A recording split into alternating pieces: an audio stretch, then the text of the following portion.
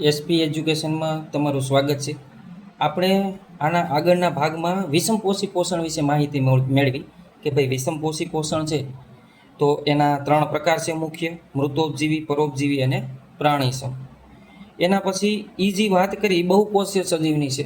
તો હવે એક કોષીય સજીવ કે જેની અંદર પોષણ માટે કોઈ વિશિષ્ટ અંગો આવેલા હોતા નથી, જેનું શરીરની રચના જ એક કોષની બનેલી છે, તો એવા સજીવની અંદર કેવી રીતે પોષણ થતું હશે?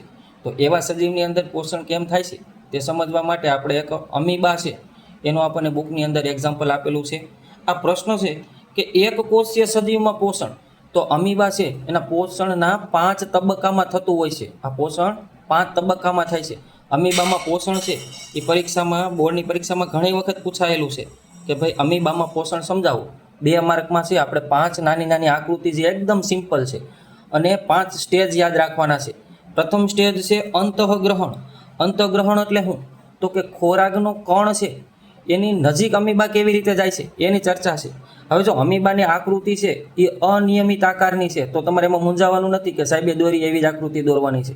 અમીબાની આકૃતિ છે એ અનિયમિત આકારની દોરવાની છે. તો પહેલેથી આપણે સમજી કે ભાઈ જો કોઈ આ અમીબા છે, મેં લખેલું છે અમીબા, અને બહાર રેડ કલરના સ્પોટમાં દર્શાવેલું છે એ છે પોષણનો કણ. તો અમીબાની આજુબાજુ જો ખોરાકના પોષણના કણ આવે તો એ કેવી રીતે એને અંતઃગ્રહણ કરે છે? તો કે અમીબા છે એ એક કોષીય દિવાલમાંથી આંગળી જેવા અસ્થાયી પ્રવર્ધો ઉત્પન્ન કરી ખોરાકના કણને ઘેરી અન્નધાની બનાવે છે અને તેનું અંતઃગ્રહણ કરે છે. તો અમીબા શું કરે? તો કે અમીબા એક કોષીય સજીવ છે એ આંગળી જેવા પ્રવર્ધો, એની આજુબાજુ છે એ આંગળી જેવા પ્રવર્ધો ઉત્પન્ન કરે અને ધીમે ધીમે ખોરાકના કણની નજીક જાય છે. અને આ એક કોષીય સજીવનું, આ એક કોષીય અમીબાનું શરીર છે એની અંદર અન્નધાની બનાવે. અન્નધાની શું કામમાં આવે? તો કે ખોરાકના પાચન માટે.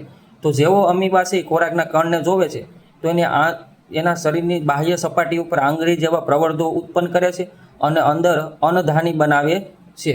અન્નધાની બનાવે છે અને તેનું અંતઃગ્રહણ કરે. અંતઃગ્રહણ કરે એટલે ખોરાકના કણની નજીક આવી અને અંદર લઈ જવાનો પ્રયત્ન કરે. બીજું સ્ટેજ છે એ છે પાચન. પાચનમાં શું કરે?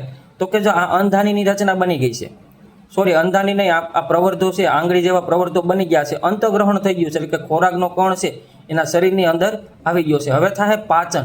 તો આપણને ખબર હતી પહેલા સ્ટેજની અંદર આવી પ્રવર્ધો જેવી રચના કરે છે અને અંદર અન્નધાનીની રચના કરી નાખે છે. તો હવે પાચનમાં શું છે? તો કે અન્નધાનીમાં ખોરાકના કણનું પાચન થાય છે. હવે આ ખોરાક છે એ અમીબાની અન્નધાનીમાં આવે એટલે આ ખોરાકના કણ છે એની અંદરથી એને જે કામના દ્રવ્યો છે, પ્રોટીન છે, વિટામિન છે, મિનરલ છે, એનું શું કરે છે? એ પાચન કરી અને શોષણ કરવા માંડે છે. અહીંયા સુધીના સ્ટેજ પછી શોષણનું સ્ટેજ આવે છે. તો કે હવે આ પાચિત ખોરાક અહીંયા સુધી થઈ ગયો છે કે ભાઈ એને અન્નધાનીની અંદર આ ખોરાકના કણનું પાચન થઈ ગયું છે. તો હવે શું કરવાનું? તો કે શોષણ કરવાનું. તો કે અન્નધાનીમાં પાચિત ખોરાકનું કોષ રસમાં પ્રસરણ થાય છે. આપણને ખબર છે આ પાચિત ખોરાક છે એની આજુબાજુ, આ કોષ કેન્દ્રની આજુબાજુ શું હોય? તો કે કોષ રસ હોય છે. તો જે આ ખોરાકનું હવે પાચન થઈ ગયું છે એનું એ કોષ રસ છે એની અંદર પ્રસરણ કરે એટલે કે ફેલાવી દેશે. કોષ રસની અંદર આ પાચિત ખોરાકના દ્રવ્યો છે એ કોષ રસમાં ફેલાવી દે છે. હવે શું કરે છે? તો કે પરિપાચન. પરિપાચનમાં શું હોય? તો કે કોષ રસમાં શોષાયેલા પાચિત ખોરાકનો ઉપયોગ ઉર્જાના નિર્માણ માટે થાય છે અને તેને પરિપાચન કહે છે. હવે પરિપાચન એટલે શું? તો કે જે આ દ્રવ્યો હતા એ આપણે કોષ રસની અંદર આવી ગયા છે. તો હવે આ કોષ રસની અંદર આવેલા દ્રવ્યોનો એ ઉર્જા મેળવવા માટે એનો ઉપયોગ કરે છે. તો તેને શું કહેવાય? પરિપાચન કહે છે. તથા ખોરાકના મોટો ભાગ છે એ વૃદ્ધિ માટે વપરાય છે.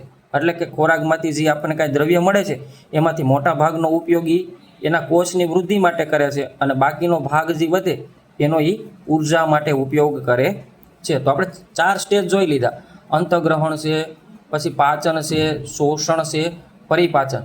હવે આ ખોરાકનો જે નકામો ભાગ વધે છે, જે ખોરાકનો અપાચિત ભાગ વધે છે એનું એને શું કરવું પડે? બહાર કાઢવો પડે. એને કહેવાય ઉત્સર્જન. કે જે અમીબાના જે શરીરની અંદર જે અન્નધાનીની રચના કરી એમાંથી એણે શું કરવું? પ્રથમ અંતઃગ્રહણ કરે છે, અન્નધાનીની રચના કરીને એનું શોષણ કરે છે, પાચન કરે છે, એના પછી એનું શોષણ કરી અને જે દ્રાવ્ય ખોરાક છે અંદર જે એનું એ શું કરે છે? કોષ રસમાં ફેલાવે છે. અને જે આ કોષ રસની અંદર જે હવે ખોરાક આપણને મળી જાય છે એમાંથી મોટા ભાગનો ખોરાક છે એનો એ કોષની વૃદ્ધિ માટે અને બાકીનો ભાગ છે એ ઉર્જા માટે ઉપયોગ કરે છે. અને એના પછીનો જે ભાગ છે એને કહેવાય આપણે ઉત્સર્જન. તો ઉત્સર્જનની અંદર શું હોય? તો કે અન્નધાનીમાં પાચન ન થયેલો ખોરાક, અન્નધાનીમાં એવો વેસ્ટ હોય કે જે પાચન ન થાય, તો અન્નધાનીમાં પાચન ન થયેલો ખોરાક કોષ દિવાલ તોડી અને કોષની બહાર ફેંકાય છે, તેને ઉત્સર્જન કહે છે. હવે અમીબા શું કરે છે, જે વધારાનો ભાગ છે કે જેનું પાચન નથી થઈ ગયું, કચરો છે, એની કોષ દિવાલ આવી રીતે તોડી અને એ વધારાના ભાગને બહાર ફેંકી દે છે. તો 4 સ્ટેજ છે અમીબાને આપણે જોયા. પેલું સ્ટેજ આપણે જોયું, શું જોયું? તો કે પહેલાં આપણે અમીબાની અંદર અંતઃગ્રહણ જોયું. પહેલાં આપણે જોયું અંતઃગ્રહણ, પછી જોયું પાચન, શોષણ અને પરિપાચન. જો સ્ટેજ તમારે 5 યાદ રાખવાના છે કે ભાઈ પહેલાં શરૂઆત થાય અંતઃગ્રહણથી, અંદર આવી જાય પછી એનું પાચન થાય, પાચન થાય પછી પાચન થઈ ગયા પછી એનું શોષણ થાય, અને શોષણ થઈ ગયા પછી એનું પરિપાચન. પરિપાચન એટલે કે જે ભાગ, જે દ્રવ્ય છે એને શરીરના બધા ભાગમાં ફેલાઈ ગયું હોય તો હવે એનો ઉપયોગ કેવી રીતે કરવો. અને છેલ્લે અંતે તો આપણને ખબર જ છે ઉત્સર્જન, એટલે કે જે નકામો ભાગ છે, જે પાચિત ન થાય એવો ખોરાક છે, એને અમીબા કોષની દિવાલ તોડી અને શરીરની બહાર ફેંકે છે. આને કહેવાય ઉત્સર્જન. અને બીજો એક કોષીય સજીવ છે પેરામિશિયમ. હવે જો પેરામિશિયમની આપણી બુકની અંદર આકૃતિ નથી આપી, પણ હું અહીં આકૃતિ દોરીને સમજાવું. પેરામિશિયમની તમને જો પરીક્ષાની અંદર પૂછે ને તો પેરામિશિયમનો આકાર કેવો હોય? તો પેરામિશિયમનો આકાર છે ને ચંપલના તળિયા જેવો હોય છે. કેવો હોય છે? ચંપલના તળિયા જેવો આકાર હોય છે.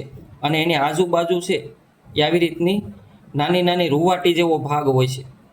તો આ રીતની આકૃતિ હોય છે કાંઈક પેરામિશિયમની. તો પેરામિશિયમ છે એ નિશ્ચિત આકાર હોય છે ભાઈ. અમીબાનું પૂછે તો કે અમીબાને નિશ્ચિત આકાર હોતો નથી. અમીબા અનિયમિત આકારની હોય છે, પણ પેરામિશિયમ છે એને નિશ્ચિત આકાર હોય છે.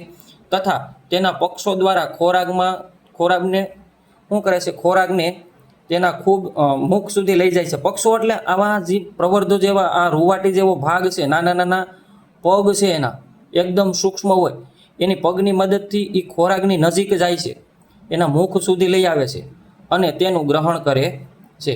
તો પેરામિશિયમ છે એ થોડુંક લેટેસ્ટ વર્ઝન છે અમીબાનું. અમીબા પાસે આવી કાંઈ વસ્તુ નહોતી, પણ પેરામિશિયમ પાસે આવા પગ છે, જે સૂક્ષ્મ રૂવાટી જેવા પગ હોય છે, એની મદદથી એ ખોરાકના કણને એના મુખ તરફ લઈ આવે છે અને એનું શું કરે છે? ગ્રહણ કરે છે. અને ખોરાકનું પાચન, પહેલાં ખોરાકનું શું કરે? અંતઃગ્રહણ થઈ જાય તો પાચન કરે, પાચન થઈ જાય એટલે શોષણ કરે, શોષણ થઈ જાય એટલે પરિપાચન કરે, અને જે વધારાનો ભાગ છે એનું શું કરી નાખે? ઉત્સર્જન કરી પોષણ મેળવે છે. તો આ પેરામિશિયમ છે એમાંથી પરીક્ષામાં શું પૂછાય ગયા? તો કે એનો નિશ્ચિત આકાર હોય છે, એને સૂક્ષ્મ પક્ષો હોય છે. પક્ષો એટલે નાના નાના ખોટા પગ, આવા સૂક્ષ્મ પક્ષો હોય છે. બીજું તો કે એ પક્ષોની મદદથી છે ખોરાકને મુખ સુધી લઈ આવે છે. પછી શું કરે? ખોરાકનું પાચન, શોષણ, પરિપાચન અને ઉત્સર્જન કરે. જે અમીબાના સ્ટેજ છે એ જ સ્ટેજ આમાં છે. તો આવી રીતે મોસ્ટ આઈએમપી પ્રશ્ન તો આપણે અમીબાવાળો છે કે ભાઈ અમીબામાં ખોરાક સમજાવો, ખોરાકનું પાચન સમજાવો. અથવા પરીક્ષામાં એમ પૂછે, 2 માર્કમાં પૂછે કે એક કોષીય સજીવમાં પોષણ સમજાવો, તો આપણે અમીબાનું એક્ઝામ્પલ લઈ અને 5 સ્ટેજ છે એ આપણે લખી નાખવાના છે. હવે આના પછી મોસ્ટ આઈએમપી એટલે કે મનુષ્યમાં પોષણ. તો મનુષ્ય આપણને ખબર છે, મનુષ્યની અંદર પોષણ માટે વિશિષ્ટ પ્રકારના અંગો આવેલા છે. આપણી અંદર વિશિષ્ટ પ્રકારના અંગો છે, એના વિશે આપણે વિગતવાર ચર્ચા કરીશું કે કયા અંગની અંદર કેટલું શોષણ થાય છે ખોરાકનું, કયા વિટામિનનું થાય છે અથવા પદાર્થનું થાય છે. તો એના વિશે આપણે વિગતવાર આકૃતિમાં સમજશું.